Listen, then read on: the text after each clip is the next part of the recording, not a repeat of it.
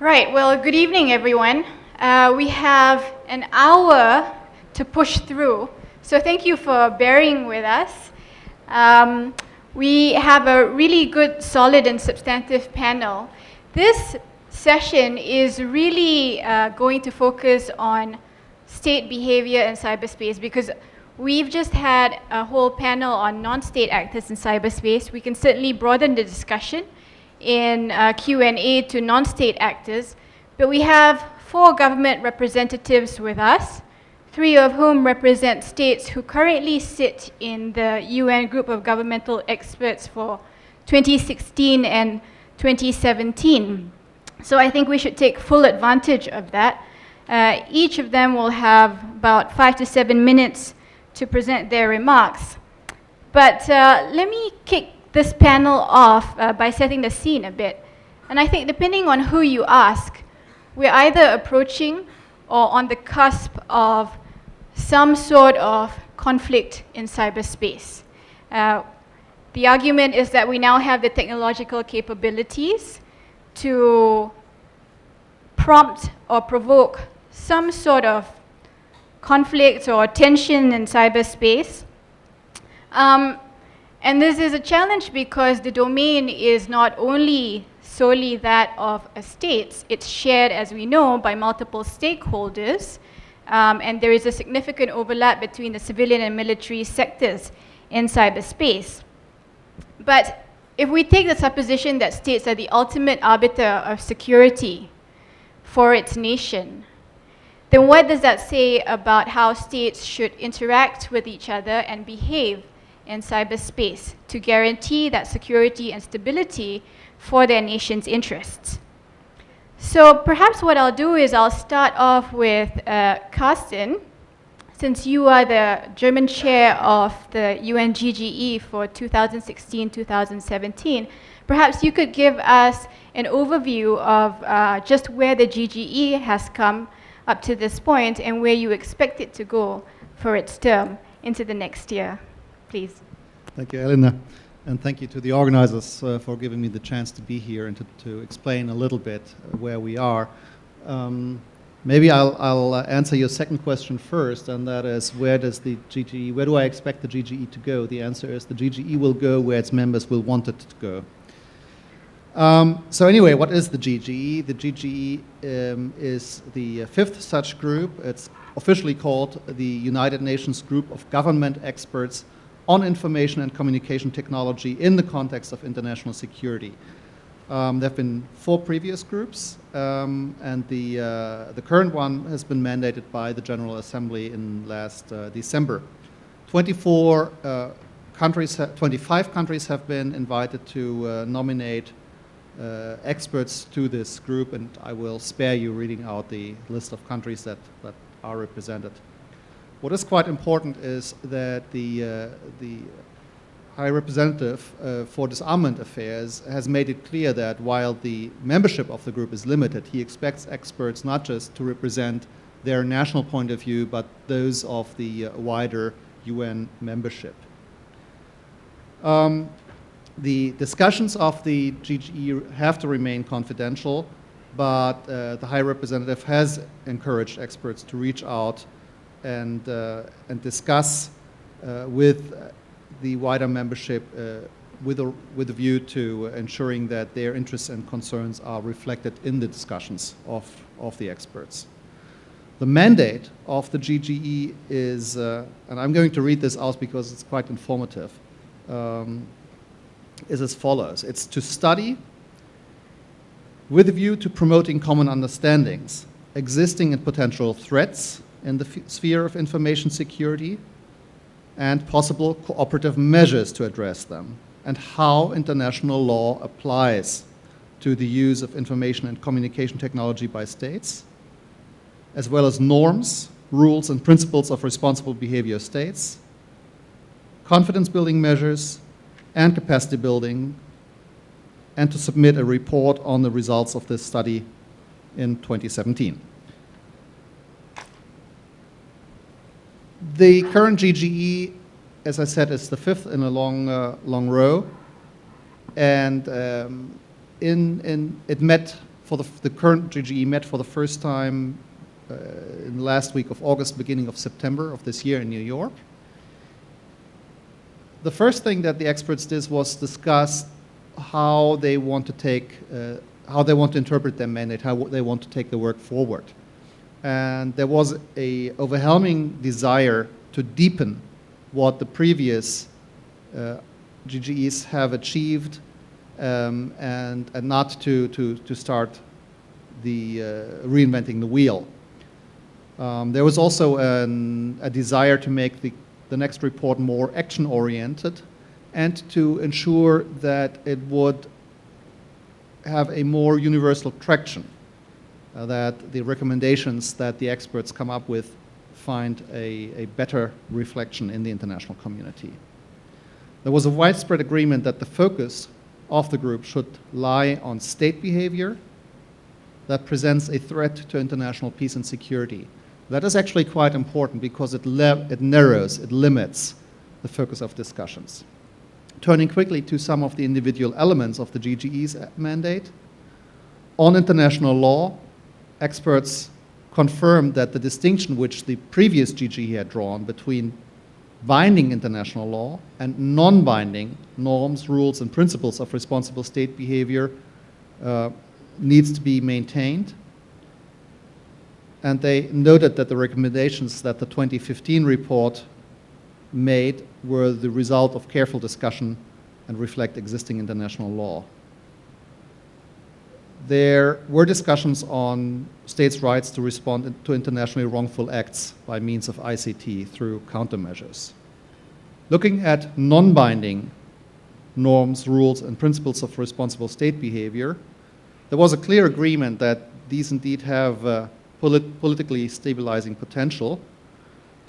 And there was a suggestion that the current GGE should elaborate on the norms that have been presented by the 2014-2015 GGE, in particular to clarify where these norms actually address a binding obligation on states under international law.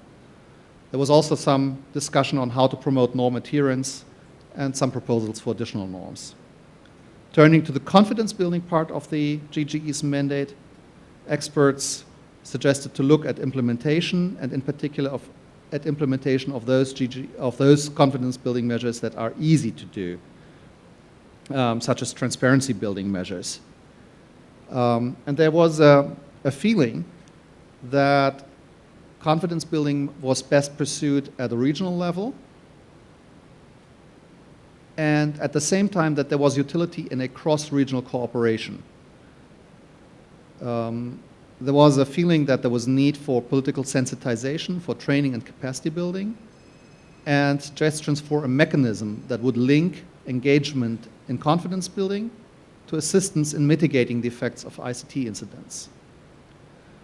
We had a very good discussion on capacity building and on the relationship between capacity building and international peace and security in the context of state use of information communication technology.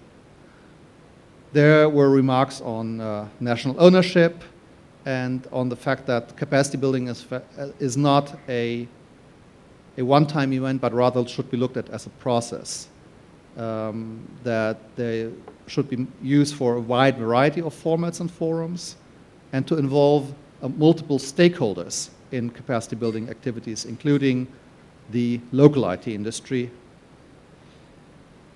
There were remarks on the associated costs and also comments on that an appropriate level of ICT security is in the security interests of the wider international community.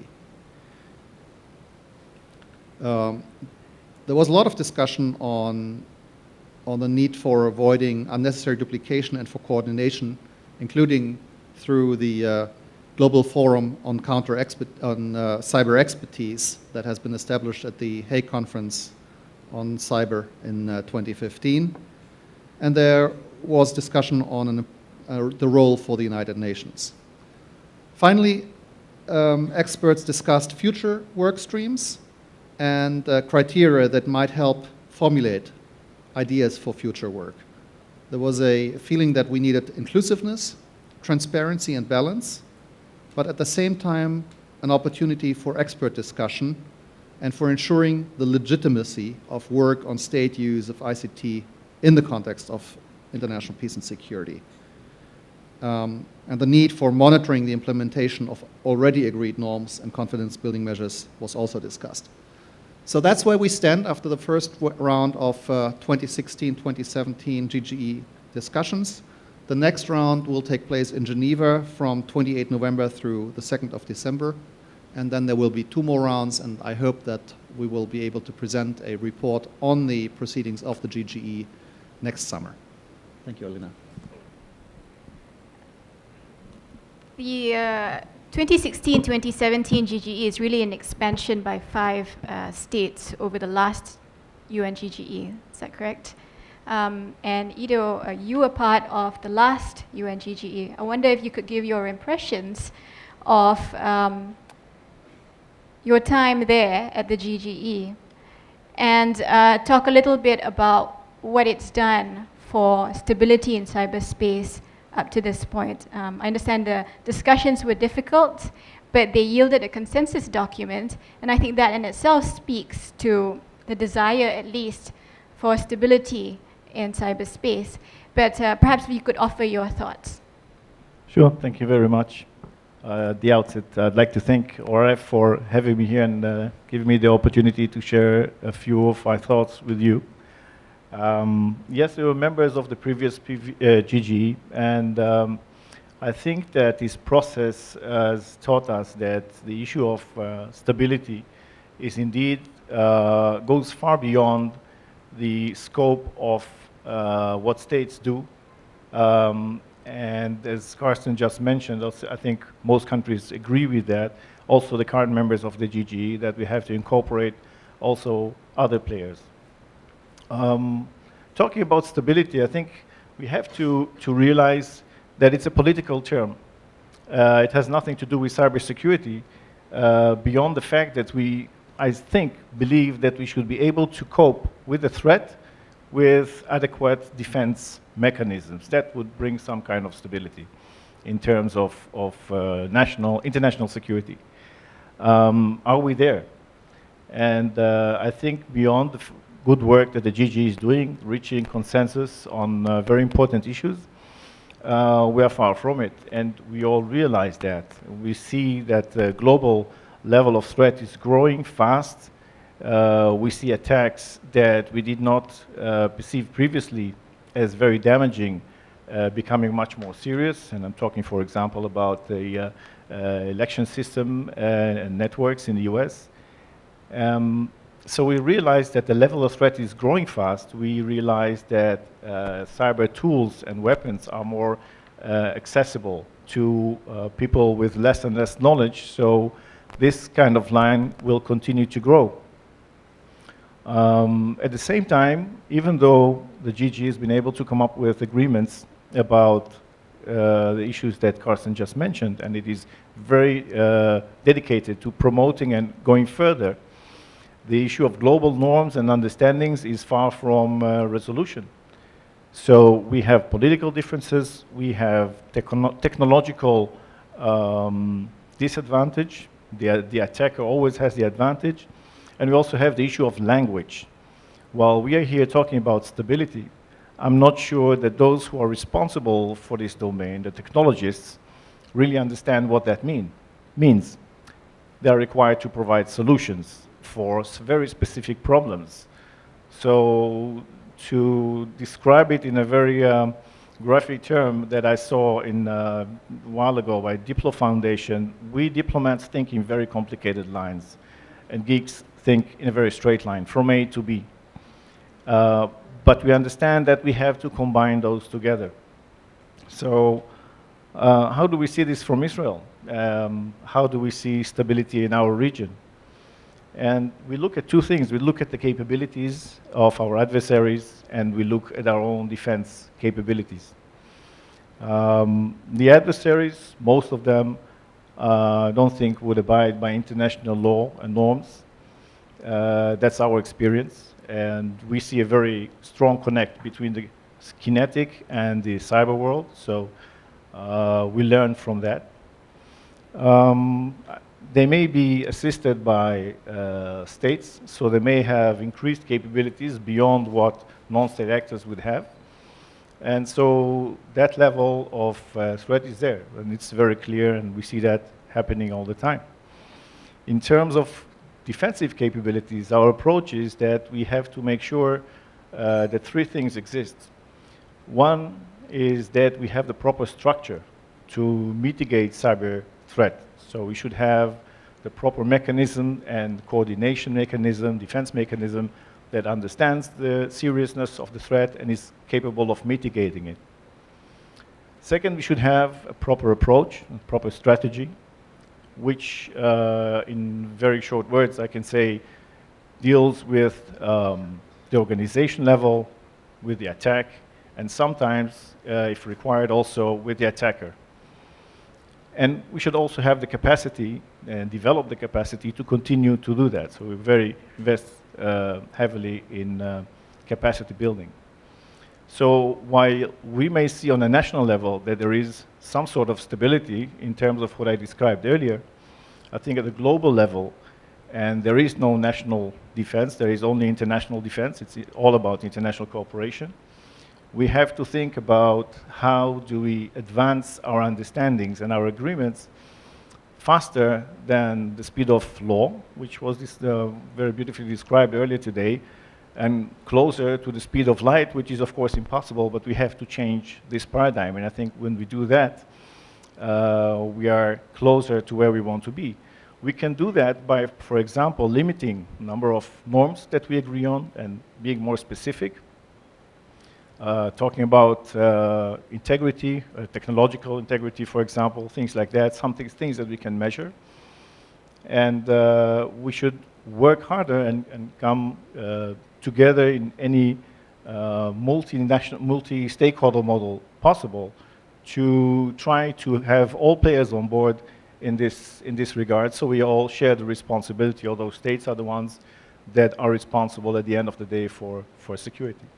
So I'll leave it at that. Thank you.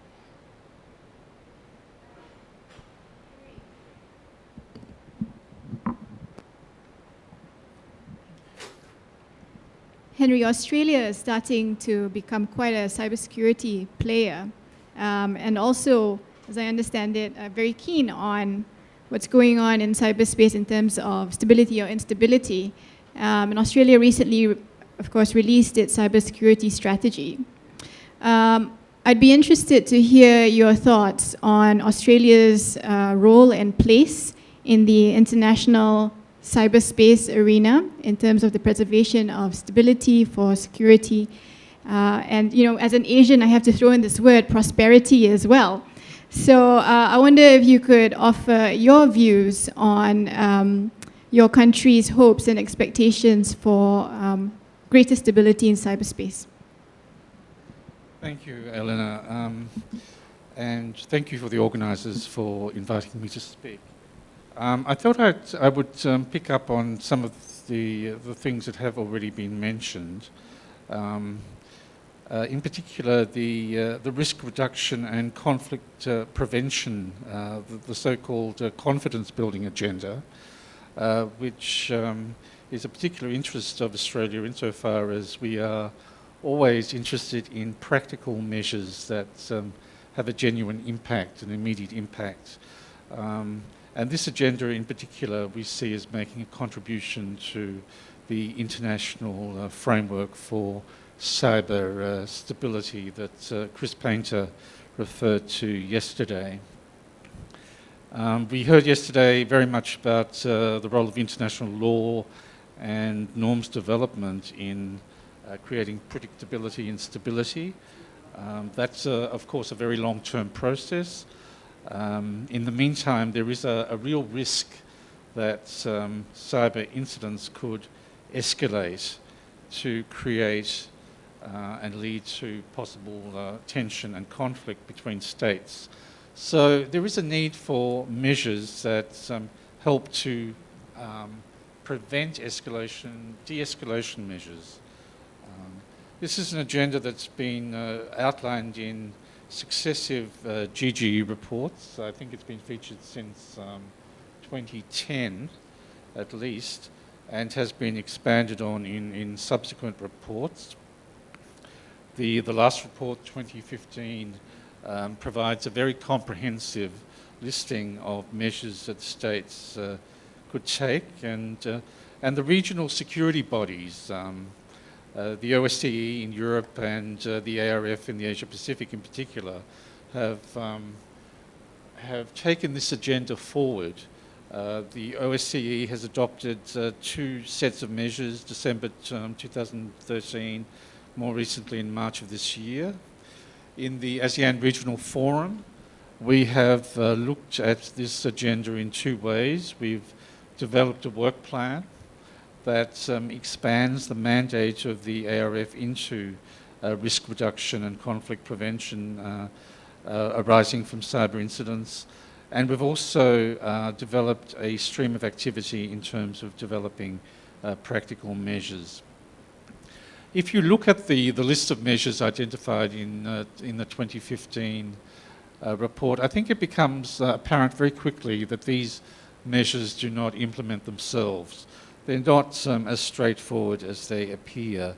So to make them operational, there's a whole set of further activity that needs to be implemented, what you might call guidelines and protocols to help implement these measures. In the ARF, we're focused on a couple of key elements of what I would call the kit of implementing conflict prevention. One of these has been the notion of a directory of cyber points of contact, both policy and technical. That sounds relatively straightforward, but it brings together a whole series of problems that countries and regions have in terms of internal communication, coordination of activity, connectivity between technical folk and policy communities, the integration of technical cyber incident response and management with crisis management and national security arrangements, and also, of course, coordination and communication between governments in regions. A directory sounds easy, but there's, of course, a need to develop an underpinning structure of guidance. Otherwise, you will end up with a whole jumble of different order of contacts. So there's a need for guidance in terms of roles and responsibilities of what these points of contact are expected to do. Another important element in the toolkit is what is being called National Cyber Incident Severity Schema. Countries, when they developed internally, when they developed their domestic arrangements in terms of crisis management and response, developed systems for classifying severity and scale of cyber incidents. And of course, it would be extremely helpful if these schema were harmonized between governments, because it's useful to know if you're beginning to escalate that countries that you're working with have a similar set of schema. So it's useful to share these schema between governments and to seek to harmonize them.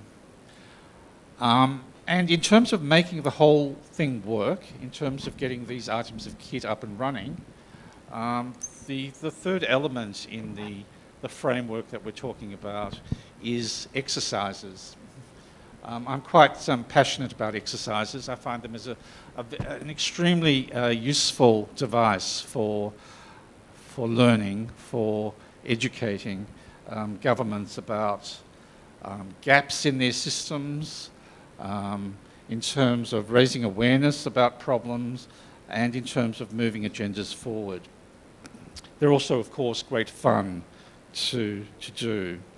But the key elements of exercises is, in fact, to learn and to take forward measures that help in the conflict prevention agenda. So in summing up, we have, I think, made great strides, both through the OSCE and in the ARF in the Asia Pacific, in terms of raising awareness of these issues, of the importance of developing measures, of identifying the measures that are needed. I think we now need to move to the next stage, which is implementing, operationalizing these measures. And that requires some hard work in terms of lots of activity to help define these measures and put them in place. Thank you. Thank you. I think we all know it's a long, hard slog, especially when it comes to preventive diplomacy and conflict prevention. Just talking about sharing and harmonizing information, I mean, it sounds simple enough, but getting governments to open up to build that trust and transparency itself can take quite a bit. Frank, if I could ask, what else do you think needs to be done? What is missing in the current framework of things beyond the GGE, for example? If you could offer your thoughts. Thank you very much. And first of all, it's really a pleasure to be here, and I'm very grateful to the organizers of giving me the chance to represent Switzerland also as one of the partners here of this year's CyFy conference. I mean, stability in cyberspace is a hot topic, and when we look at developments like the Internet of Things, our dependency on ICTs of our societies will only increase, so this is a trend that will continue. And looking at stability in cyberspace, I think this requires, in the end, a normative framework, and this framework has to rest on 4 pillars, which are the ones the UNGGE is working on. So it's binding international law, responsible state norms of responsible state behavior, it's confidence building measures, and finally the capacity building, and I will quickly go through all 4 of them. On international law, I mean, what has been done in the UNGGE is already a great achievement. I mean, they said that international law is applicable to state behavior in cyberspace, and that the UN Charter, including the UN Charter in its entirety, and the 2015 report also noted the humanitarian principles of humanity, necessity, distinction, and proportionality. And we think this is already a lot. It's already a good level, and we have to make sure that we can keep it and that it's not diluted or in any way put into question in the future. On voluntary norms of responsible state behavior, there also we have the 11 norms that the last year's UNGGE established. Those norms, of course, help us to have a standard, and they set a standard against which we can measure states' behavior, which helps us to determine if they behave in a responsible way or if they don't. And then, of course, it's up to each state or the international community maybe who makes this assessment to determine what follow-up they want to give to their findings. Of course, many of these norms now have to be implemented or put into practice. We always thought one way of doing so, which would one way to greatly contribute to the hygiene in cyberspace, so to say, would be to encourage states to report incidents which occurred in their territory and make technical non-accusatory reports, for example, which then really would also help other states to maybe identify certain malware in their systems and eliminate them. The third pillar is confidence building measures, and we all know the cyberspace offers some kind of anonymity, and it's also cyber operations can be easily denied. So the only way around this and to have a remedy against this is also to establish confidence between states. And I would agree that it's probably difficult to have these confidence building measures established at the global level or implemented at the global level, and we rather see the way ahead to do that at the level of regional organizations and to work through them. And in this respect, I mean, Switzerland and Germany and many others have been very active in the OSCE, where ministers in the end have endorsed a set of CBMs in 2013 and then again in 2016. We believe also to bring this work forward would be a good way would be to have different regional organizations who are active in the field of CBMs, such as the ASEAN Regional Forum, the African Union, the Organization of American States, or the Shanghai Cooperation Organization. All these regional organizations have worked on CBMs, so it would be time to bring these experiences together to intensify the exchange of views between these regional organizations. And some of the work already has been done. Switzerland has been active on this, but there's more space for cross-fertilization. The fourth pillar is capacity building. I mean, for us, this would mean that states are better equipped to actively take part in international cyber debates, for example, but it would also mean that states who do not have the capacity are better equipped to detect cyber risks and to face them. In our view, capacity building has to be comprehensive, demand-driven, and also include academia and the private sector. So all of these four pillars are important in creating more stability in cyberspace. They're not enough, and some colleagues have mentioned, I mean, technology is advancing so fast that this framework, this normative framework, will always be lagging behind. I think that's something we have in common with other regimes when other kind of weapons were developed. I guess that's not a new feature. But it's still, of course, a gap, and it's a dangerous one. With regard to the debate on this normative framework, I mean, most of it has taken place at the UNGGE, and the group has done excellent work, as I said at the beginning. There is, though, one difficulty, and it is that the works or the reports did not get the attention from the international community or from the policy decision makers it deserves.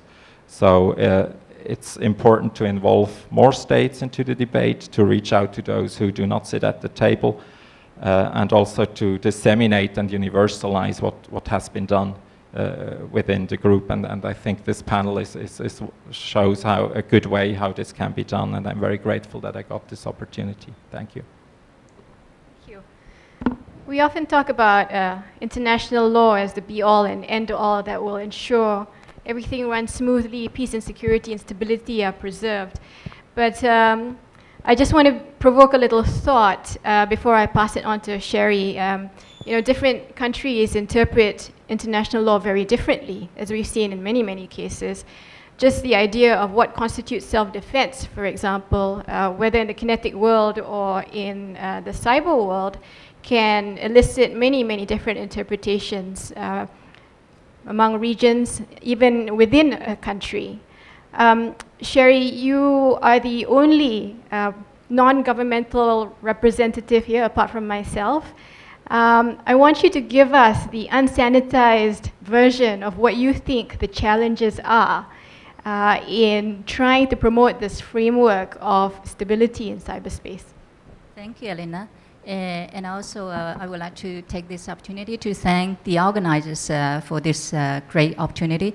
I would like to mention first that in the back of this plate, we can see that many partners are listed here. I'm very happy to be able to find one Chinese company here, that is Huawei. So probably that explains that a certain kind of unipolar stability in cyberspace. All the other partners are American companies, as I know that all Google, Facebook, all other companies except for the organizers, of course.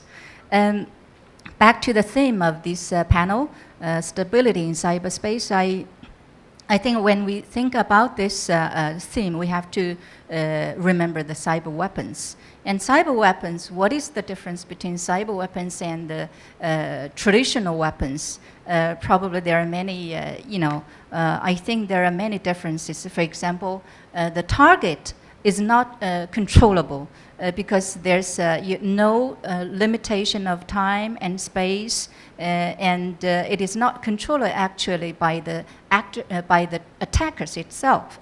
For example, for the Stuxnet, it attacks the nuclear facility in Iran, but actually it influences many other innocent users, internet users. So this is the uncontrollability of the targets. And then also the proliferation is also uncontrollable because, for example, for the nuclear technology, it needs very high technological demand. It needs the industry basis, but for cyberspace, cyber weapons, probably it is just a code, a computer software.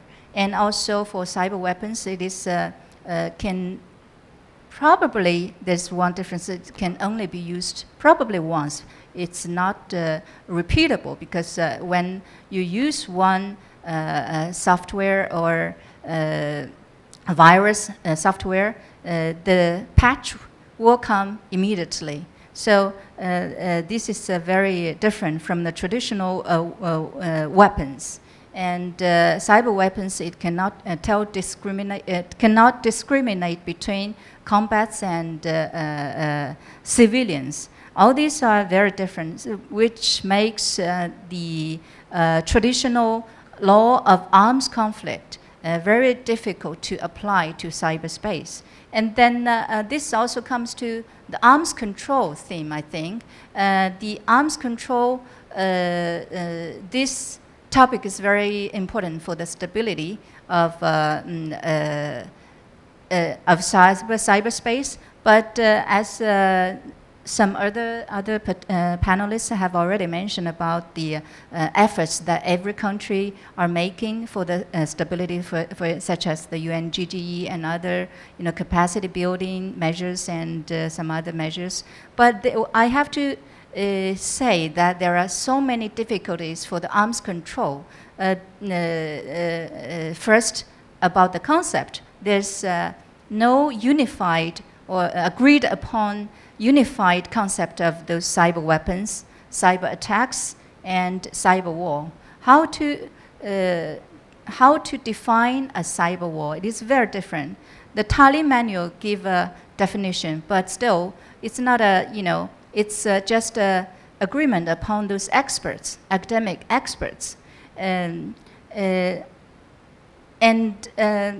this is the concept. And then about the technology attribution difficulty, and this is probably the most difficult thing because the technological attribution up till now is so hard for the cyberspace cyber attacks.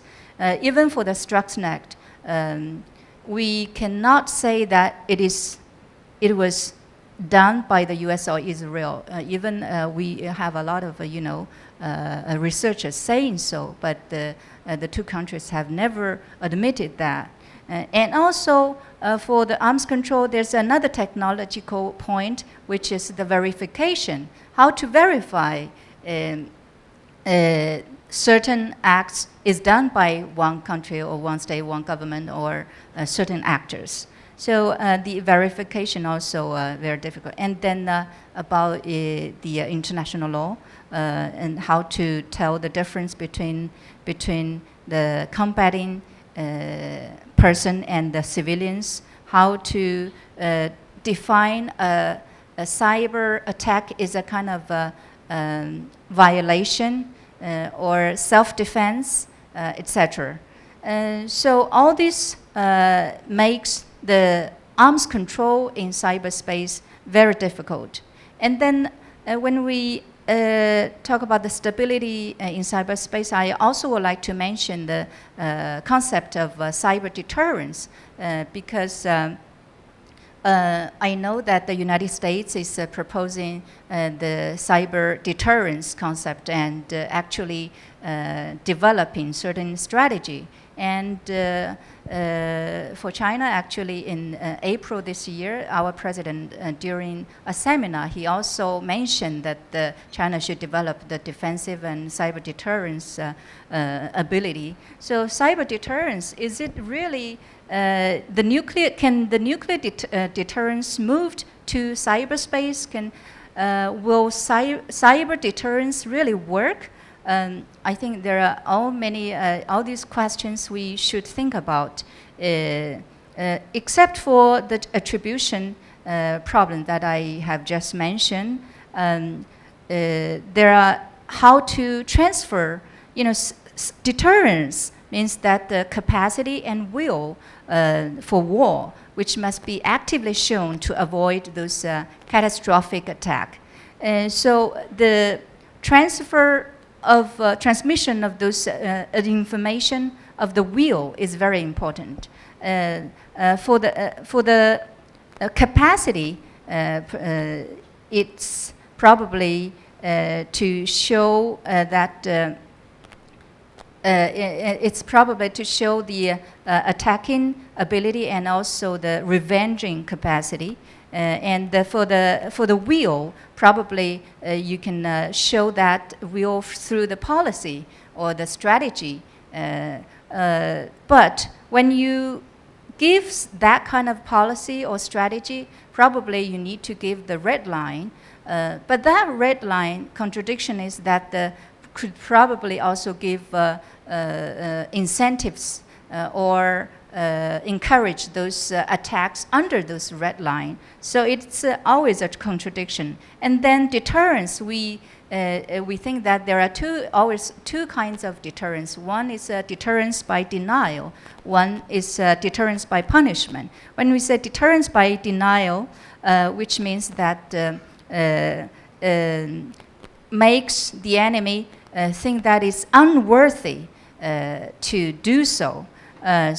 But in cyberspace, because of the low cost of a launching attack, it is very hard to make the attacker believe that it's unworthy because it's very low cost. And then for the deterrence by punishment, actually it is very different from the traditional nuclear deterrence, because for cyber attacks or cyber war, cyber capability, we cannot predict the catastrophe or mass casualty, etc. So we cannot, we do not have the mutual destruction in cyberspace.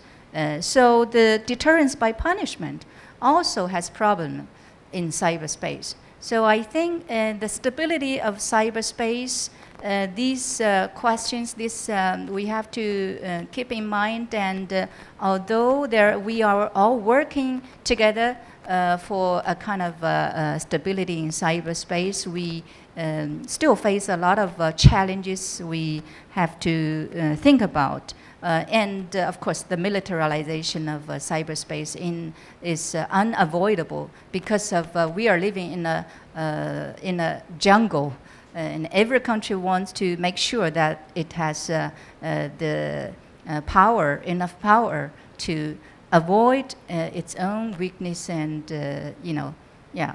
So I think we should make progress. We should make efforts for the purpose of the stability, but we still are facing so many challenges. That's what my points are. Thank you. Thank you. You've lifted the lid on Pandora's box, and I want to give an opportunity to the other four panelists to respond.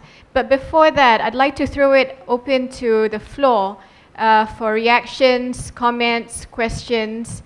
The floor is yours. I recognize the gentleman in the back, and then followed by the lady in the back. Perhaps if the panel is okay, we'll take 2 to 3 questions at a time. Yeah? Okay. Go ahead, sir. Hi. Thank you. I wanted to ask a question about an issue that is mentioned in a lot of those panels, which is the possibility of building the first steps towards either an attribution council or a cyber IAEA or any kind of international body that would do a part of technical and political attribution. But I mean, the first question is that something that you think will be or is discussed at the UNGGE, and under what form? And then the second question is, if it is desirable and possible to create such a body, then couldn't a first step be to, if the idea is to have a broad support right from the beginning, couldn't an idea be to target non-state actors first, which is, for example, it would have authority on producing attribution on attacks or incidents that are first created by non-state actors, so that it could get the broad support it needs. Thank you.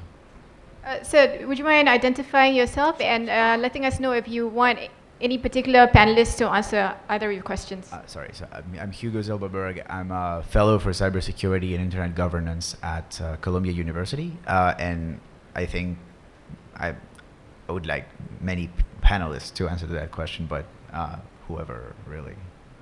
Okay, thank you. There was a lady in the back, please. Go ahead. Hi, I'm Rajeshwari Rajgopalan. I'm a senior fellow and a head of the ORF Space and Nuclear Policy Initiative. Many of the speakers refer to the UNGG process as a good thing, and I agree that it's a commendable effort because it talks about developing certain norms of responsible behavior, but you also have a problem with that format. One is that it's a limited grouping. It only has about 15 members, so how inclusive is that platform? And I think that's the first question about it. You need to take it to a larger, wider platform, which is much more inclusive in nature.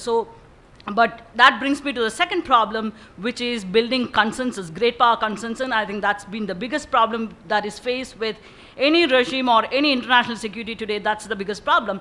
The lack of consensus among the major powers has come to become the stumbling blocks in establishing any effective regime. And therefore, my question is, DG is a good effort, but one, it's just mere recommendations and they are not binding. Second, how do you essentially ensure large, great power consensus in effectively bringing about new regime in this area? Thank you.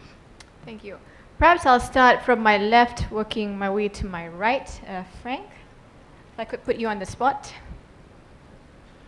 Well, International Attribution Council, attribution popped up from time to time in the first meeting, and that's the only one I have an experience of. Personally, I do not think that the International Attribution Council or body will see the light of the day. I think if it comes out of an intergovernmental process or it's governed by governments or states, it would be too politicized, too difficult. I mean, what I could think of, but that's a very preliminary thought, is that you have non-governmental organizations like you had at the human rights level, like Human Rights Watch or Amnesty International, for example, that you have something similar in this regard, some international organization, NGO, which has the knowledge and also works, for example, with countries who do not have the technical know-how to see where an attack came from or to make an attribution. So that's the only possible way. I think I can't see that anything that governments would agree on some kind of IAEA for cyberspace. On the inclusiveness of the UNGGE, I agree. I mean, I refer to it in my intervention. I think where we have, we've heard from Kim Won-sun when we met in New York that there were about 70 countries who wanted to be a member of the UNGGE, but we only have 25 members, so 25 seats to fill. So this shows that there's some kind of an imbalance between the interest and the people who sit at the table. So that is clear. makes it clear that we have a responsibility to reach out, and it also should lead us towards a discussion what comes next after this UNGGE. And I mean, Switzerland's view would be that we have to open up the format, that more states have to be in it. Where exactly that will happen, I can't say yet. That we haven't taken a decision, but the direction of where we want to go is clear. Thank you. Regarding attribution, I'd say that from our perspective, attribution is important, but it's not on the so high on the priority list. First of all, we have to have good defenses in place. We have to be able to create an environment which still doesn't exist, where organizations and individuals and states are adequately protected and can mitigate the current threat level. I think that should deserve a higher priority at the moment, and then after that, perhaps dealing with the attack of what nature and what kind of damage that creates, and only after that should we look at the attacker. I mean, this is an endless list, and it can be anybody, anywhere. As we see nowadays, there are all kinds of organizations that come up and disappear, and very loose ones, and so on. So pointing the finger at one or another actor doesn't really help us much as focusing on how should we defend ourselves, how should we create proper technologies to adequately maintain some kind of stability. Regarding the expansion of the GGE, well, that's a very tough question. I think there are two ways to answer it. First, the GGE can't be bigger because it won't work.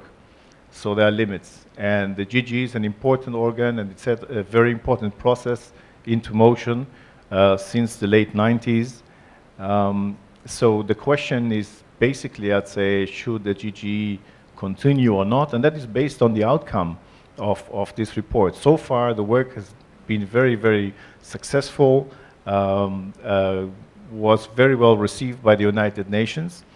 But then the other answer would be, how do we create other platforms there where states and perhaps also other players can be involved in cybersecurity and enhance that from another angle? And I think this is where we should be looking to create platforms that not only think but also produce actionable solutions. That's what I would look into. Thank you.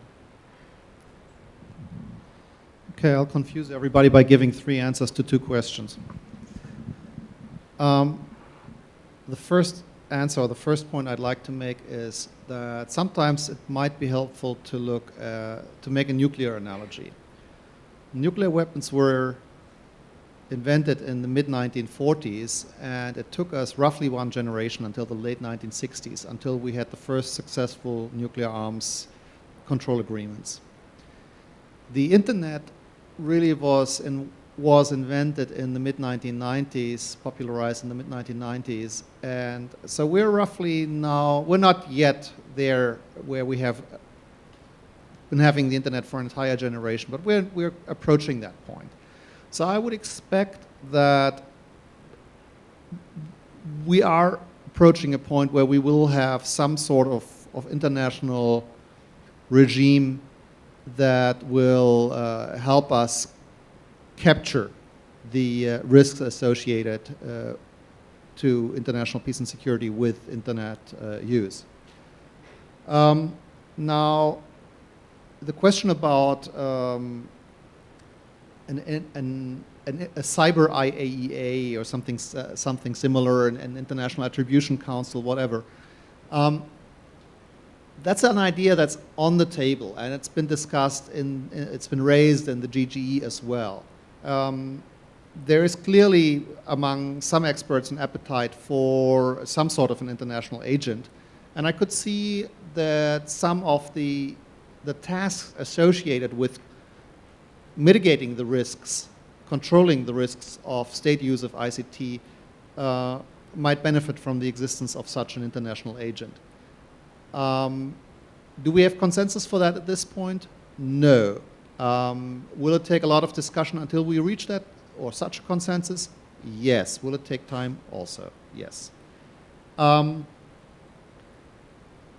But such a, I could see, and this is also the answer to the second question, I could imagine that the architecture that surrounds such an agent could also help us with the issue of inclusivity. Because it's a fact that the GGE, although it's been expanded several times, first from 15, then to 20, then now to 25 members, is not sufficiently inclusive. At the same time, there is the need for expert discussion, for true expert, in-depth expert discussion that needs to be accommodated. So the architecture associated with some sort of an international agent, I could imagine being the key to this. But will we get there anytime soon? I don't know. Will it take a lot of effort? Yes, I do know it will take a lot of time and effort and negotiations.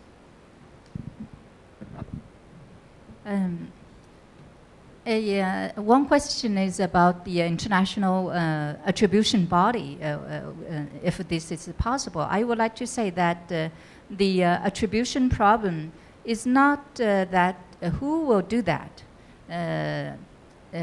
international attribution body or other third party or non-actors, non-state actors. It is the problem of the difficulty of attribution itself. For example, if the attackers use the technology that has not been used in the past, how can you do the attribution? And if they do not leave the traces, or they destroy all the traces after the attacks, or the attacks do not have the clear political orientation, etc. All this makes the attribution problem very difficult. So it's not who will do this. And then about the UNGGE, I think that probably I agree the previous panelist points. And then also I would like to say that the UNGGE probably has one problem because almost all of them are policy experts instead of technological experts. So this, at least I know that the Chinese participants to UNGGE are not especially technological experts. So it's it has some probably problems that we need to improve for that. And I would, but this is a good effort. At least it can improve the confidence between and among countries. This is my point. Thank you. Thank you. I would just comment on that last comment. That I would be wary of putting questions of international peace and security, handing that over to technological experts. I think that would be a great worry. But in terms of attribution and international organizations, I think that's linked very much to the question of capability and what capabilities an international organization would have to attribute, particularly on the technical side.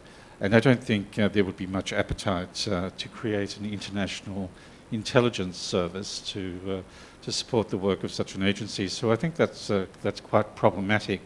On the question, the related question of assigning responsibility for acts, I don't think there would be much interest on the part of states to cede that to any international body.